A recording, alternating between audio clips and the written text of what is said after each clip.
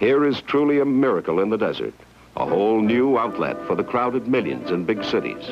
A Palm Springs with water. Here is where you can find the good life in the sun.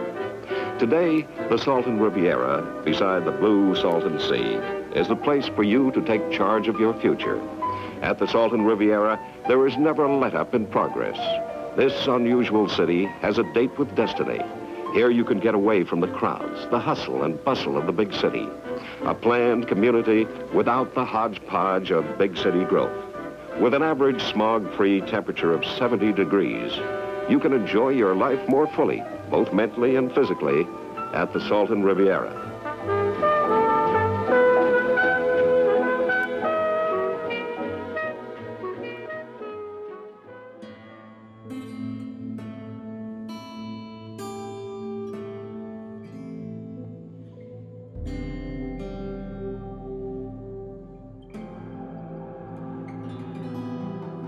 A lot of people don't know or don't want to learn about what they don't understand or what they're afraid of. A lot of people have seen some pictures of dead fish on the shore and completely turned off in their mind that was ever going to be something of interest when that is actually what needs the most help and the most love. A lot of it is a lack of education, and I suspect that a good amount of it could have been tried to be covered up by different agencies that don't want to pay for it, that want us to overlook this gigantic health issue. If a lot of people in our state don't know what the biggest lake in the state is, we need to focus heavily on our educational system. It's something that's been begging to be done and just needs the political will to look into it.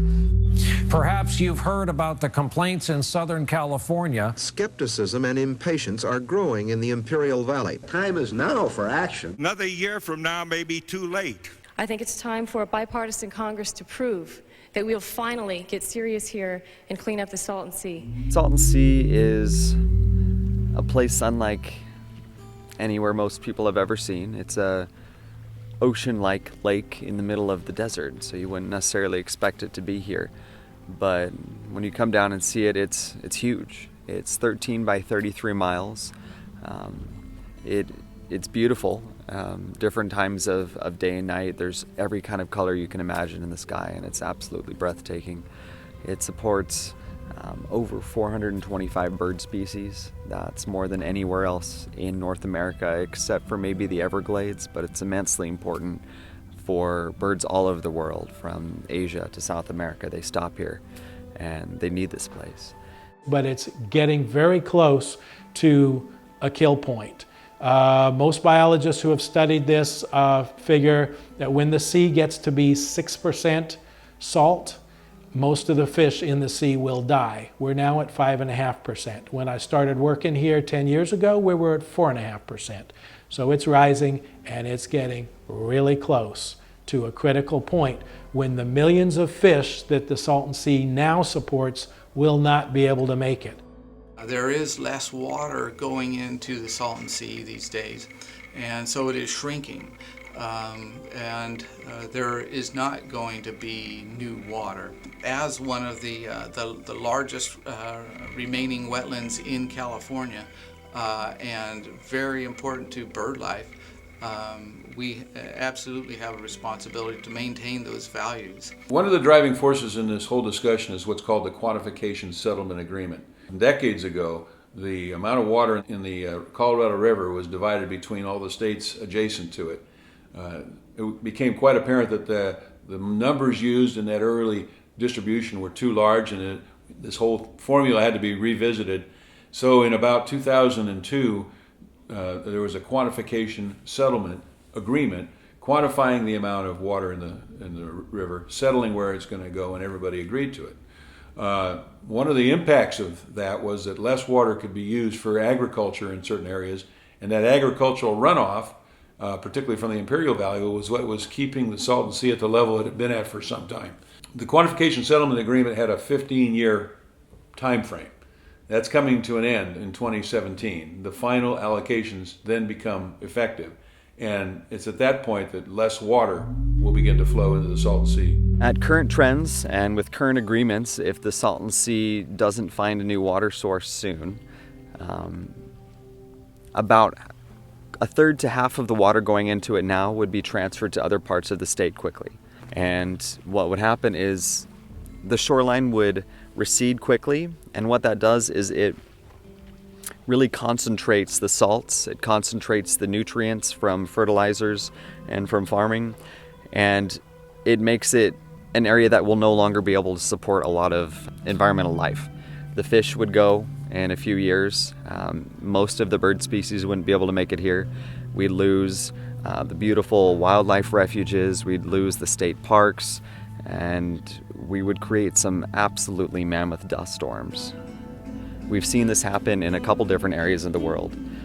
In the Aral Sea in Kazakhstan, we saw a gigantic body of water shrink really rapidly, cause a bunch of dust storms, decimate the economy, and the average life expectancy went down 10 to 15 years in the immediate area. Owens Lake dried up because LA took their water for drinking water back in the 1920s. And as a result, the dust storms that have come from that lake bed have been just tremendous. They're just unbelievable. They look like giant tidal waves of dust when the winds blow. And the problem with the Salton Sea is it's 3 times bigger than Owens Lake. It has a lot of nitrates and phosphates from agriculture that have gone into it. And left in a watered state, they're heavy metals. A lot of them sit on the bottom, and it's still okay to swim in, and a lot of people do. But if these things become airborne, it's really bad for our health, and it would affect us in asthma, lung cancer, emphysema. This will affect all the way to LA and San Diego on the coast when the wind blows that way, and to northern Mexico, Arizona. The time for action is now. We don't have any more time.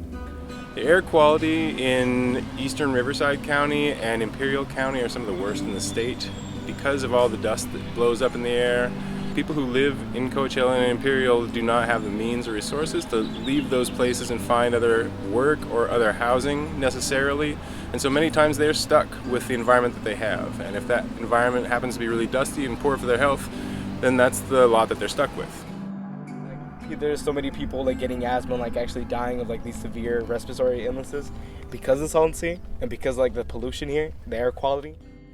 The things that are causing asthma right here, I mean, even people say that there's like it's kind of dialing down and it's actually being stable. That's a lie, because right here there's a lot of I guess illegal immigrants. You know, and they can't really speak out because if they do, then they're getting deported. There's a lot of families that don't have papers and they don't really go to the hospital. When they get sick, they don't go nowhere. They just, try to like deal with it themselves. So I can honestly say that those numbers are wrong and there's more people being affected. Because we actually have some students that have lost family members due to this, and due to the fact that people don't care about us. Because as brown people, people of color, we always knew what injustice was. We always knew what oppression was. This isn't anything new to us. Growing up here, I've lived here all my life. I don't want to move elsewhere. I don't want to move where the air is pretty, where everything is so pretty all the time. I want this to be pretty all the time. I want where I live to be pretty all the time. We already have children, parents, families struggling to breathe. What's going to become of them after the Salton Sea dries up?